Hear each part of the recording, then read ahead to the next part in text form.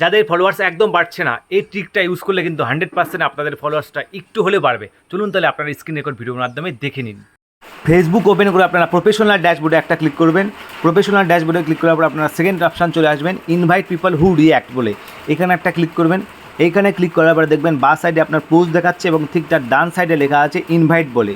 এখানকার মানেটা হচ্ছে, বন্ধুরা বলে দিই, আপনাদের পোস্টটাকে অনেকে আছে লাইক করেছে বাট আপনাদের ফলো করেনি, আপনি তাদেরকে এইভাবেই কিন্তু আপনারা ইনভাইট করে দেবেন। দেন আপনারা একবার রিফ্রেশ করে নেবেন।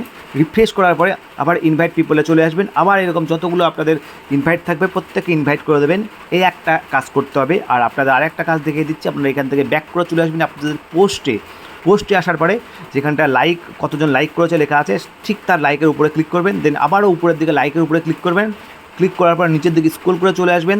দেখবেন ঠিক তার ডান সাইডে লেখা আছে ইনভাইট। এইখানেও কিন্তু আপনার পোস্টে অনেকে লাইক করেছে কিন্তু আপনাকে ফলো করেনি।